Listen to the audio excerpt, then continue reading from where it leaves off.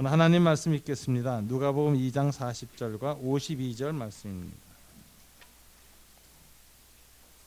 이 두 기절인데요. 한 목소리 좀 크게 읽도록 하겠습니다.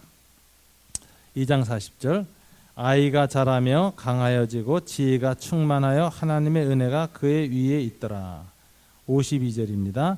예수는 지혜와 키가 자라가며 하나님과 사람에게 더욱 사랑스러워 가시더라. 아멘. 잠깐 기도하고 말씀을 나누겠습니다. 하나님 아버지 감사합니다. 오늘 저희들이 예배 공동체로 모여서 하나님을 찬양하고 간구하고 기도하며 우리 어린아이들을 하나님 앞에 올려놓았습니다. 이 시간 또 저희들의 심령을 주님의 제단 위에 올려놓습니다. 주님의 말씀을 베풀어 주시옵소서. 성령께서 옛 시내산에서 모세에게 돌판 위에 그 글을 새겨주신 것처럼 우리의 심령 마음판에 새겨주시기를 원합니다.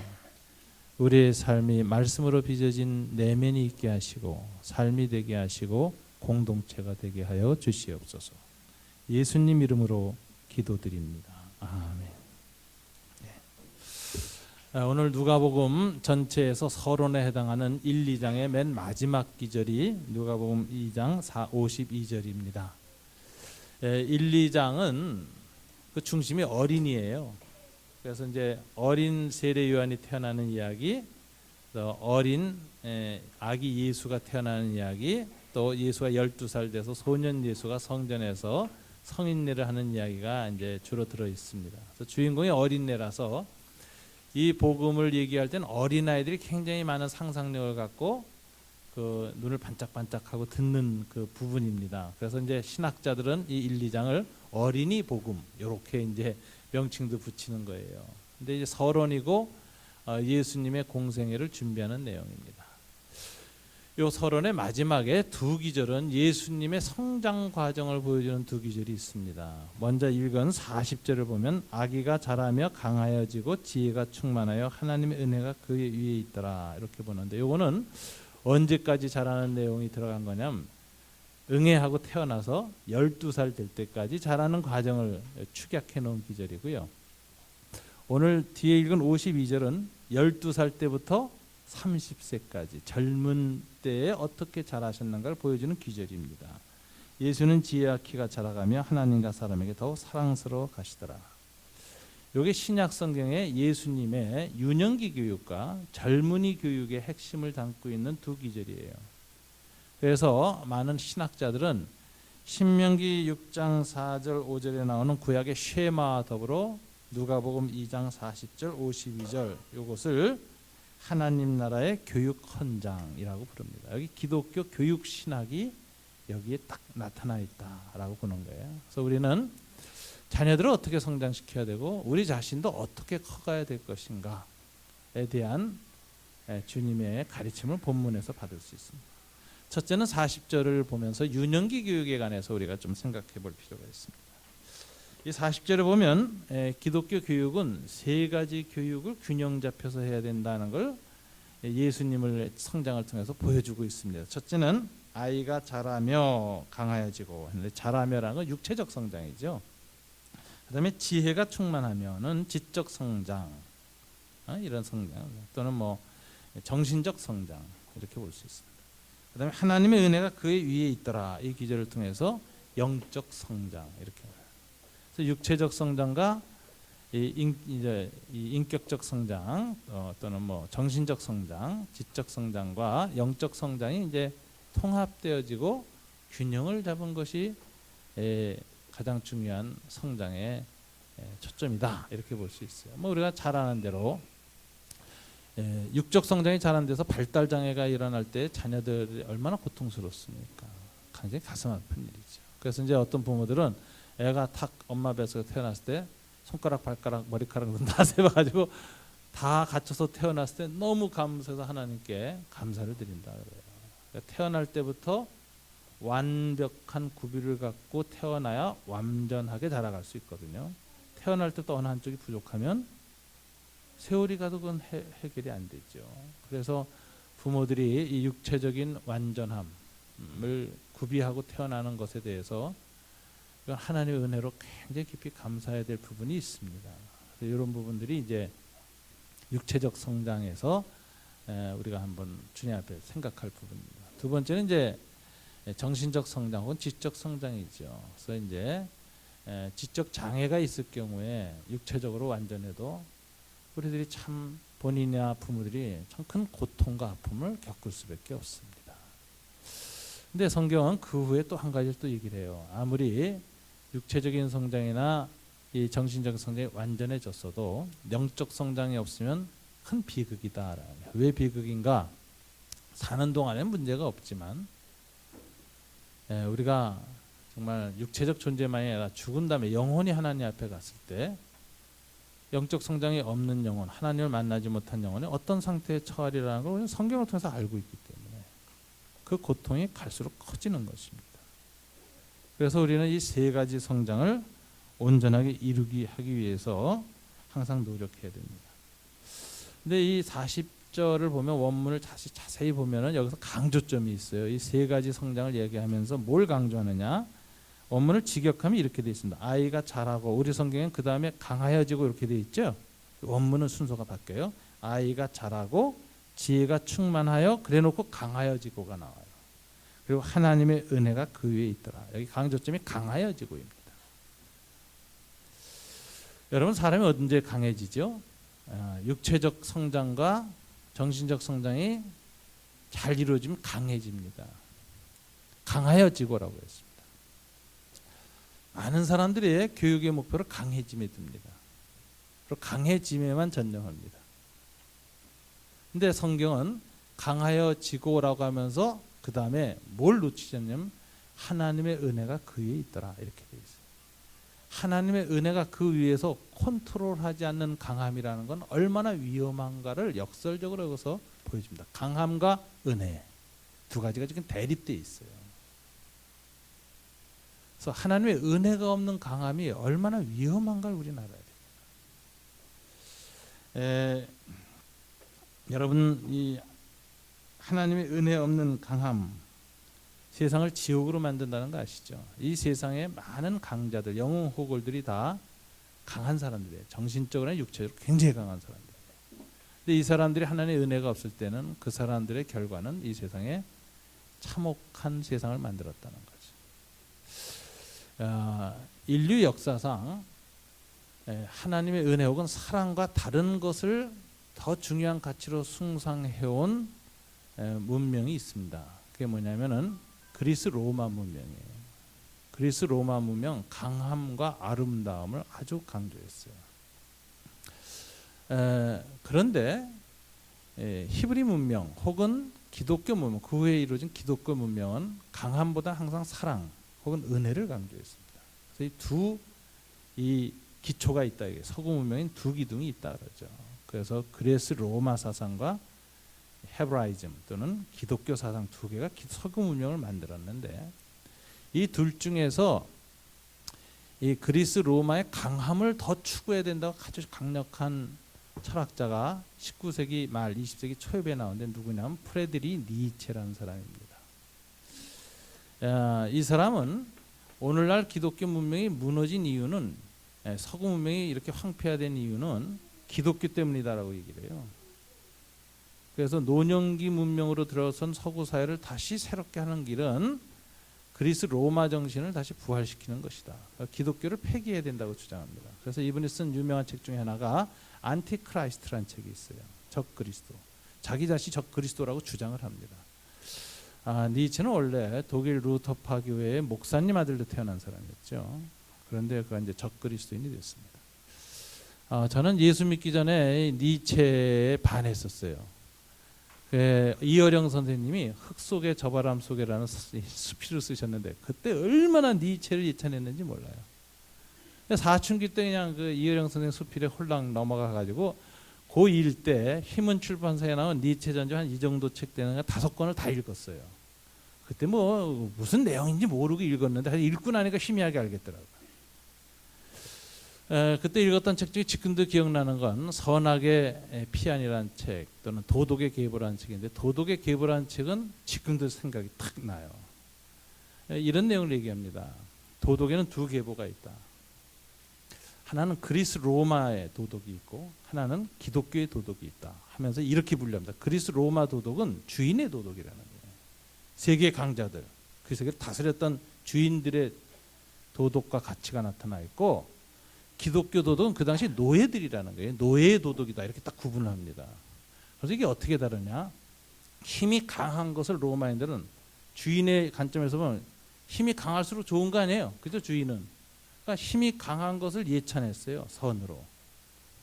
근데 기독교는 힘이 강한 것이 예찬의 대상이 되지 않고 오히려 그것을 오만이라고 나쁘게 평가했다는 거예요. 그러면서 오히려 겸손이나 가난함을 더 예찬했다는 거예요. 로마인들은 강함과 부자를 덕으로 선포했는데 기독교와 예수는 가난함과 겸손함을 오히려 강조했다. 인간의 무력함이 오히려 하나님의 은총을 받는 길이다라고 무력함의 아름다움을 또 얘기했다는 거예요. 그래서 도덕이 뒤바뀌었다는 거예요. 주인의 도덕에서 노예의 도덕으로 바뀌어서 2000년간 서구 문명이 와가지고 지금은 노예대의 문명이 파괴되고 있다, 무너지고 있다 이렇게 하면서 다시 주인의 문명으로 돌아가야 된다. 그래가지고 힘을 강조했습니다. 20세기 초라는 거 19세기 말이라는 게 우리가 잘 아는 것처럼 서구 문명이 파괴될 때입니다. 노년기 문명이 돼서 죽어갈 때예요. 그래서 세기 말이라 그랬잖아요. 그래서 문학이나 이런 데 보면 허무주의가 굉장히 많이 나왔을 때예요. 막 자살하고 죽고 막 이럴 때. 서구 문명 안에서 삶의 의미를 잃어버린 사람이 굉장히 많이 나타났죠.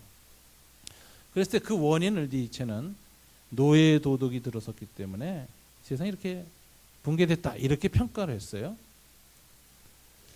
근데 이게 니체 책을 읽고 굉장히 공감한 젊은이가 있었습니다. 이거 맞다. 그래서 나는 앞으로 이 서구 사회를 힘의 문명으로 다시 건설하는 데 헌신해야 되겠다고 결심했어요. 아돌프 히틀러죠. 그래서 그가 유명한 마인 캠프, 그런 나의 투쟁이라는 책을 썼을 때 니체 얘기를 많이 인용합니다. 그리고 거기에 공감된 사람들이 모여듭니다. 그래서 독일 아리안 민족주의의 힘의 제국을 건설하자. 그리고 만든 게 세계 2차 세계대전이고 유대인 600만 학살한 반인륜적 죄악을 저지릅니다. 저는 여기 이런 사건을 보면서 생각하는 게 있어요. 강함을 강조할 때 그 강함이 정말 오만으로 넘어가는 기점이 어디냐? 하나님의 은혜를 떠날 때라는 거죠. 인간의 폭력성과 지배 욕구와 강함이 결합되면 지옥을 만든다. 그래서 20세기 문명의 초반부 21세기는 1, 2차 세계대전이라고 하는 힘에 의한 대폭발, 서구 문명의 대파괴를 만들었습니다.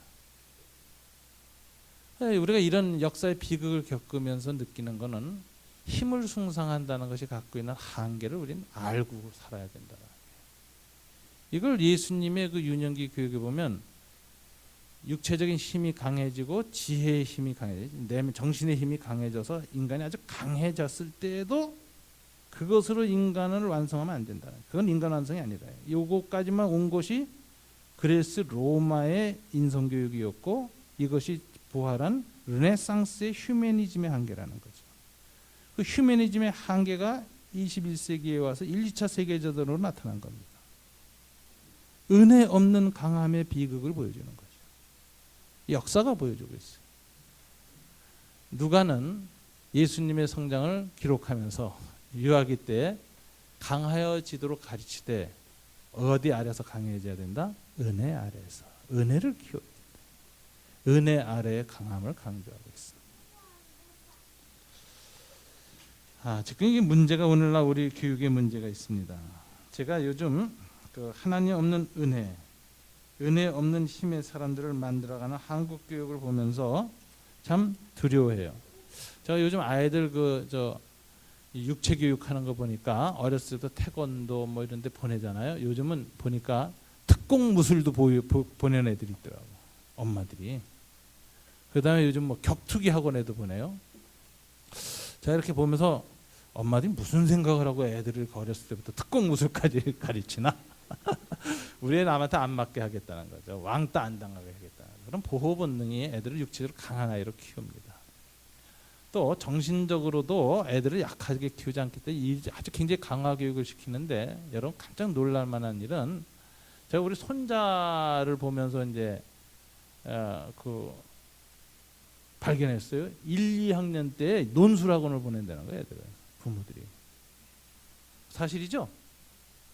아니 유치원 때부터 논술학원 보낸다는 애들도 있어요, 부모들이. 이거는 부모들이 좀 이상한 거 아니에요? 정신 이상 환자 아니에요? 아니 그때부터 논술학원 보내서 어떻게 하겠다는 거예요. 이게 애들의 정신을 황폐화시키는 겁니다. 제가 이제 크리스찬 대안교육에서는 딱 두 가지 얘기를 해요. 육체적으로 강하게 키우기 위해서 뭘 해야 되느냐? 특공무술이나 뭐 이런 거 가르치지 말고 팀 스포츠. 그러니까 뭐죠?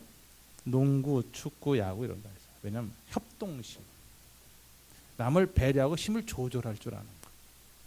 남이 힘을 쓸 때 자기도 같이 힘을 쓰지만 조절해서 조화를 이루는 법을 배우는 교육을 하라. 이게 크리스찬 대학에서 팀 스포츠를 강조하죠. 홀로 특공무술하는 아이를 만들지 말아요. 기독교 교육과 정반대된 거예요. 정말 하나님의 은혜 없이 조화 없는 강함을 추구하는 거예요. 이게 문제죠. 그 다음에 또 그 기독교 대안교육에서 강조하는 것이 책 읽기입니다. 어렸을 때부터. 책을 그냥 계속 읽히면 돼요. 그럼 논술학원 보낼 필요 없어요. 책을 읽다 보면 책 안에 논리가 자연히 습득이 돼요. 자연과학에 관한 책들을 찾다 보면 자연과학의 논리가 들어와요. 사회, 역사, 인문을 하게 되면 자연히 인문과학에 있는 그 논리가 들어와요. 그리고 예술교육 같은 거, 감성교육 이런 것들이 사람의 창의성을 만들어요. 그 IT 쪽이 굉장히 올라갈 때 이제 필요한 게 뭐냐 할 때 네 가지 C가 필요하다 그런 얘기를 하잖아요. 맨 처음에 이제 컨퍼런스 해가지고 편의성, 포털 같은 거 이렇게 보면 아주 편리하게 탁탁 들어가서 찍기만 하면 탁탁 정보가 나와야 사람이 가입하지 뭐 불편하면 그 가입하겠습니까? 편의성이 중요하다라는 게 첫 번째 C고요. 두 번째는 아무리 쉽게 잘 찾아서 정보 찾아 들어가도 내용이 별 볼 일 없다. 안돼 컨텐츠 이게 중요하다. 내용이 중요하다. 그게 경쟁력이다. 근데 세 번째 C는 그런 그 내용은 이제 어디에서 나오느냐 하는데 그 내용은 커뮤니티 그것을 구성하는 공동체가 그 내용을 만든다. 그래서 커뮤니티가 중요하다. 개인이 중요하지 않고 어떤 공동체가 인터넷 공동체가 만들어지는 이게 굉장히 중요하다는 거죠. 근데 네 번째가 뭐냐면은 창의성 중에서 말이에요. 인문과학이에요. 그래서 인문과학을 해야 된다. 왜냐하면은 자연과학을 하고 이 말을 했어도 마지막 상상력은 인문과학에서 나옵니다. 대표적인 게 해리포터 이야기 같은 거죠. 상상력. 인간의 머릿속에 있는 상상력에서 통찰력을 얻고 영감을 얻고 그것을 IT하고 접목해서 만들어냈을 때 세상에 감동을 주는 거예요. 그러니까 상상력과 결합되지 않은 IT 제품은 감동을 안 줍니다. 그냥 필요를 채우고 끝나요. 스티브 잡스가 아이폰을 해서 사람들을 열광시켰던 이유는 상상력과 IT 기술이 결합했기 때문에. 이 인간의 상상력은 어디서부터 나오느냐? 절대로 논리 그 배우러 보내서 나오는 게 아니라 무한히 꿈의 세계를 갖도록 해주는 거예요. 그건 책 읽기, 예술적 감수성을 키워주는 거. 박람회라든가 그림 전시회라든가 뭐 조각이나 설치 미술 가서 애들이 봐요, 보고 놀지. 근데 놀아도 다른 거예요. 제가 프랑스는 가서 제가 깜짝 놀란 게 있어요. 안식년 때 프랑스 잠시 머물렀는데 얼마나 사람들이 아름다운지 제가 우리 딸한테 그런 얘기 했어요. 야 여보 나 젊었을 때 여기 왔으면 프랑스 여자하고 결혼했을 것 같아. 프랑스 여자들은 키도 안 크더라고요. 덩치들도 크지 않은데 얼마나 정말 동양적인 측면이 있어요. 그리고 더 놀라운 건 외모가 아니라 머리에서부터 발끝까지가 이 색감이나 이 모양이 굉장히 어울려 있어요. 어렸을 때부터 이 색채나 예술 감각이 몸에 밴 것 같아요. 그랬더니 우리 사람이 그런 얘기를 해요. 어우, 나 여기 왔으면 프랑스 남자한테 반했을 것 같아. 남자들도 멋있어요, 정말. 남자들이 얼마나 멋있는지 이 모자서부터 이거 뭐 마후라 하나서부터 가방 하나까지 전부 톤이 맞아요. 근데 이게 아주 본능적이야. 이거는 뭐 맞추는 게 아니라 저절로 그렇게 있는 것 같아요. 그리고 제가 제일 놀랬던 건 노숙자가 아름답다는 거예요. 노숙자가 자기 머플러서부터 이거 더 지저분하긴 하지만 색깔이 맞아요. 그 다음에 그 프랑스는 노숙자들이 개를 키울 때 개 그 부양금을 줘서 개 키우는 게 먹고 사는 데 도움이 되는데 개를 한두 마리 키우는데 개 색깔이 맞아, 옷하고. 제가 그 개 두 마리 놓고 노숙하고 있는 노숙자 남자를 보면서 얼마나 아름다운지. 야, 이건 정말 이건 생활 속의 아름다움이에요. 그런 감성이 어디서 길러지는가? 제가 보니까 박물관이에요. 어렸을 때 애들이 전부 박물관 와서 하루 종일 거기서 그냥 놀아. 선생님이 설명하는데 놀아요. 근데 보는 게 조각이고 보는 게 그림이고 하다 보니까 색채 감각이나 선의 아름다움이 그냥 본능처럼 스며드는 거예요. 이런 것들이 말하자면 인문학적 창의성이라는 거죠. 이게 만들어야 돼. 이런 게 있으면 아무리 다른 게 변하여도 이것이 사람을 말하는 창조성을 갖는 거예요. 모든 것 결합돼요. 요즘 뭐 박근혜 정부에서 가장 이해 못하는 용어가 창조경제라는 거예요. 장관들도 무슨 말인지 모른대. 제가 제일 잘 이해하는 것 같아요. 창조경제라는 것은 IT든지 의료든지 모든 자연과학의 모든 부분을 인간의 창의성, 예술성과 연결되어져서 감동을 일으킬 때 그것이 새로운 경제성장의 동력이 됩니다. 많은 사람들이 그런 얘기를 하는데 사람의 필요를 채우는 물건은 필요가 채워지면은 더 사람이 안 사요. 아무리 배고파서도 먹고 나서 식욕이 채워지면 안 사잖아요. 음식을 안 사잖아요. 니드에 기반한 산업은 한계가 있다는 거예요. 근데 감동에 기반한 사업, 사람이 감동을 받잖아요. 감동은 이상하게 한번 감동받으면 배부르다, 더 감동받기 싫어가 없어요. 감동받으면 더 감동받고 싶어요. 감동에 근거한 수요는 계속 창출돼요. 그래서 감동 기반의 산업이나 감동 기반의 둔 제품은 전 세계 수요를 계속 창출한다는 거예요. 한 번 사고 끝나지 않고 또 산다는 거예요. 이게 창조 경제거든요, 말하자면. 이게 이제 소위 인문학적 기반이라는 거죠. 그러면은 어디다 우리가 교육에 힘을 써야 되느냐? 어렸을 때부터 우리 사회 인문학적 기반에 신경을 써야 돼요. 국가가 지원을 해야 돼요. 근데 시장과 실용성에 근거해서 계속 국가 기관과 교육 기관을 이끌어가니까 눈앞에 당장 돈 버는 쪽에만 투자를 하니까 인문학 쪽에는 자꾸 철학, 미술, 역사 이쪽에는 교수도 안 세우고 학과도 폐지시키고 학생들이 또 안 와요. 당장 돈 버는 무슨 데 있죠. 여기 의사들이 많아서 내가 그 말 하기 싫지만 의대 이런 데 막 지원해가지고 부모들이 그쪽으로만 포화 상태가 가니까 이게 미래가 없는 거예요. 이렇게 되면 사회에. 이게 얼마나 중요한지 모르겠어요. 여러분 실용 지식은 3년이면 끝난다는 거 아시죠? 실용 지식은 시공간이 지금 엄청나게 압축됐기 때문에 실용 기술은 3년이면 패러다임이 바뀌어요. 그래서 대학교 1학년 때부터 3학년 때까지 죽어라고 공부해봐야 4학년 되면은 쓸모없어요. 자연과학 분야 다 그래요. 그러면 뭘 해야 되느냐? 자연과학을 하려면 수학과 물리학을 먼저 해야 돼. 그 기초가 튼튼해야 나중에 어떤 상황에 가서도 응용이 된단 말이에요. 이런 식으로 이 사람들을 교육시켜야 되는데 이 교육을 안 한다는 거죠. 저는 참 오늘날 우리 부모들이 아이들을 교육시키는데 강한 아이로 만들겠다 해가지고 이렇게 경쟁적으로 하다가 이 폐해가 일어나요. 인간성이 파괴되고 뭔가 새로운 걸 만들어내서 힘을 다 고갈해버리고 아이들이 공부에 재미를 못 느끼잖아요. 왜 공부해요? 막 경쟁 관계에서 죽어라고 하다가 에너지 다 빠지고 나면 학교 가기 싫잖아요. 공부하기 싫잖아요. 이런 식으로 하는 공부는 정말 지겹잖아요. 이런 사회를 만드는데 부모들이 지금 앞장서고 있거든요. 우리 부모들이. 이거 참 심각한 문제입니다. 한국은 미래가 어두운 이유 중에 하나는 교육에 있어서 청소년들이 완전히 의욕을 상실하게 만드는 교육체제다. 이게 문제죠. 우리가 이 강함을 추구한다는 게 굉장히 위험합니다. 이래서 이 강함에 대해서 이제 유년기 교육에 대해서 누가는 말하기를 아이가 육체적인 힘이 생기고 정신적인 힘이 생겨 강하여지고 하면서 그 위에 하나님의 은혜가 있더라. 하나의 은총이 필요하다. 영적 성숙이 필요하다는 걸 강조하고 있습니다. 그 다음에 청년기 교육에 관한 부분이 이제 52절이죠. 뭐라고 되어 있어요? 예수는 지혜와 키가 자라가며 하나님과 사람에게 더욱 사랑스러워 가시더라. 이 지혜와 키가 자라가면 그런다는 말은 유년기 교육하고 똑같은 말이죠.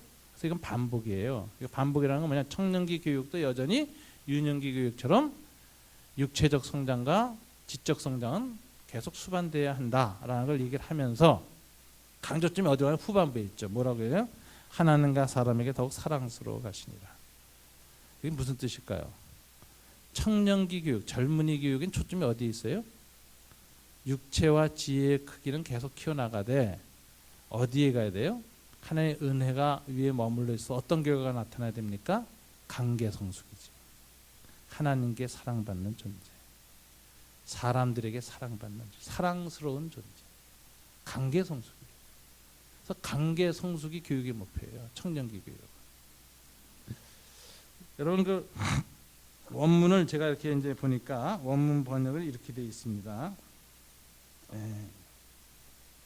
은혜가 더 진보하니라 이렇게 돼. 하나님과 사람에게 은혜가 더 진보하니라. 이게 무슨 소리냐면 하나님과 사람의 은혜 안에 머무르는 단계가 아니라 더 나아가서 말 깊어지는 단계, 진보한다. 여러분 하나님께 은혜를 받아보세요. 하나님의 은혜를 받으면 하나님 무조건적 사랑을 해주시거든요. 굉장한 축복입니다. 근데 사람한테도 이상하게 사랑스러움을 받는 일에 진보가 있어 보세요. 어떤 사람은 직장 딱 들어가는데 똑같은 사람 들어왔는데 상사가 한 사람한테 더 마음이 쏠려. 더 이뻐 보여. 굉장한 특혜죠. 이런 일을 자꾸 겪어야 된다는 거예요. 근데 똑같이 가는데 저놈은 더 미워 보여. 그러다 나중에 감원시키다 일찍 잘려나요. 대한민국은 괘씸죄로 자르지 능력 보고 자르지 않습니다. 올라갈수록 능력보다는 괘씸죄예요. 이게 굉장히 우리 보면은 사랑스러운 존재가 되어야 굉장한 축복이거든요. 어떻게 점점 세월이 갈수록 하나님과 사람과의 관계 속에서 아름다운 존재로 빚어가느냐, 이것이 축복이라는 거예요. 그래서 하나님의 은혜가 그 위에 있더라. 그 결과로 하나님과 사람이 더욱 사랑스러워가더라. 하나님의 은혜가 있고 하나님의 은혜가 충만한 사람의 특징이 뭘까요? 능력 나타나는 거 아닙니다. 귀신 쫓고 병 고치고 방언하고 이적 일으키는 게 하나님의 사랑이 깊어지는 사람이 아니라 누가는 뭐라고 해요? 인간관계가 하나님과 관계가 아름다워지는 사람이 성령 충만의 결과다 이렇게 얘기하는 거죠. 은혜가 깊은 사람, 관계가 아름다운 사람. 이 관계 형성의 이것 참 우리가 중요한데 우리가 이제 사람이 우리가 부모들이 자녀들을 젊은 날에 키우거나 또는 이제 서로 사람을 볼 때 결혼할 때도 마찬가지인 것 같아요. 저 사람이 어떤 사람이냐 봐야 되는데 우리 부모들은 이런 생각하잖아요. 어떤 대학에 들어갔느냐 또 어떤 직장에 갔느냐 뭐 이런 거 가지고 사람 평가하잖아요. 일반적으로. 그거는 이제 성경하고는 다른 겁니다. 성경은 뭐라고 얘기하냐면 그 사람이 하나님의 은혜 가운데 있는 사람이라는 증거를 뭐로 봐야 되느냐, 사람을 모으는 사람인가 사람을 흩는 사람인가 이거 봐야 됩니다. 어떤 사람은 이상하게 공부도 잘 못하고 좋은 대학 못 나왔는데도 가면 그 주위에 사람이 모여드는 사람들이 있어요. 사람들이 그 사람들 호감을 표시하고 도와주려고 하고 힘을 합치려고 그래요. 이런 사람은 시너지 효과를 만들어요. 어느 조직에 가서든지. 그 사람이 갖고 있는 능력이 10에 이르지 못하고 7, 800개 못 이루어져도 주위에 7, 8, 90을 가진 사람이 더 많이 모여들어가지고 훨씬 더 능력을 잘 나타냅니다. 이런 사람이 21세기 사회에서는 더 중요해요. 옛날보다도. 옛날에도 그랬죠. 더 중요합니다. 재미난 사실은 오늘 21세기 노동은 산업사회에 따른 달리 육체로 노동하지 않습니다. 여러분 보세요. 이제 다 컴퓨터로 관리하잖아요. 그래서 남자보단 여자한테 직업 환경이 유리해졌어요. 그리고 여자들이 남자보다 더 오늘날 더 고소득을 받고 또 고위직으로 올라갈 수 있는 시대가 열린 이유는 뭐냐면 관계 형성 능력이 남자보다 훨씬 나아요. 여자들은 일하면서 수다를 그렇게 떨어요. 남자 경영자들이 먼저 쫓아내고 싶어요. 저것도 일도 안 하고 수다만 떤다. 근데 그렇지 않습니다. 평소에 일을 하면서 수다를 많이 떠는 사람들은 공동체 위기가 올 때 팀 스피릿이 저절로 나온다. 그 회사가 이뻐서 아니라 그 회사에 같이 근무하는 그 사람이 좋아서 헌신적으로 서로 일을 한다는 거예요. 그래서 위기를 극복하고 시너지를 창출하는 데는 수다 떨면서 일하는 노동자가 훨씬 좋다는 거예요. 관계를 강화하고 커뮤니케이션은 늘상 일어나가기 때문에. 근데 이런 공동체가 앞으로 유리하다 이런 얘기까지 나오잖아요. 근데 이 성경은 뭐 시대와 역사, 뭐 산업 환경의 변화를 떠나서서 강조하는 게 뭐냐면 하나님의 은혜에 깊이 머문 사람의 특징은 뭐냐? 관계가 좋은 사람이다. 그래서 사위를 얻거나 또는 며느리 얻을 때에도 여러분들이 저 며느리가 들어오면 관계가 좋아질 것인가 이거 봐야 돼요. 며느리 잘못 들어와서요 집안 관계 다 파괴하는 며느리 집안 아주 풍비박산 만드는 거 있어요. 사위 잘못 들어와가지고 아주 그냥 얼마나 어려워지는지 몰라요. 그러니까 사람을 모으는 사람인가 사람을 흩어버리는 사람인가 굉장히 중요한 겁니다. 그래서 그런 인격으로 커가야 된다. 저와 여러분도 온전한 그리스도로 성장해 갈 때 가장 중요한 것은 내가 주변의 사람들을 행복하게 만들어주고 나와 함께 있는 것을 기뻐하는 사람들이 많아지느냐. 나만 보면 쉬쉬하고 도망가고 사라지고 밥같이 먹자 그러면 핑계대고 도망가는 사람. 이거 참 중요한 거거든요. 나는 어떤 사람입니까? 관계 성숙을 제대로 못하고 살면 어떻게 되는지 아세요? 나이 먹은 다음에 어떻게 되느냐. 배우자끼리 나이 먹어갈수록 서로 보기 싫어서 대화도 안 합니다. 건드리면 성질낼까 봐 무서워서 되도록 피합니다.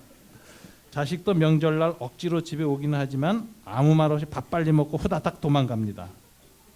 그리고 해외 파견 근무 나오면 먼저 지원해서 부모를 떠납니다. 너무 외로운 거예요. 마지막에 아무리 능력 있고 똑똑하고 강하면 뭐예요? 성공했으면 뭐예요? 관계 능력이 없어진 사람들 나중에 외롭고 비참하게 죽습니다. 그래서 주님은 어떤 사람이 좋은 사람인가? 오늘 이 기독교 교육 헌장에서 딱 말해요. 관계 중심적인 사람으로 키워라. 하나님의 은혜가 위에 머물고 은혜의 진보가 깊으면 하나님과 사람에게 더 사랑스러워지는 인격으로 간다. 그래서 저와 여러분이 우리 자신이 어떤 인격으로 더 온전해질 것인가를 오늘 주님 앞에서 스스로 검토를 하고 우리 자녀들을 어떻게 키울 것인가. 그래서 은혜 없는 강함으로 키우려는 이 시대의 부모들의 경고를 하나님이 주고 있습니다. 이 아이들에게 은혜가 있고 더불어 살 수 있는 아름다운 존재로 커갈 수 있도록 하나님의 은혜 베풀어달라고 기도해야 됩니다. 그래서 자녀들이 아주 까칠할 때가 사춘기잖아요. 사춘기 때 부모는 다 힘들어요. 그런데 유진 피터슨이라는 분이 쓴 책 중에 거북한 10대, 거룩한 10대라는 그 책이 있어요. 그 책에서 유진 피터슨은 자기가 자녀 교육을 하면서 겪었던 아픔을 가지고 이런 말을 했습니다.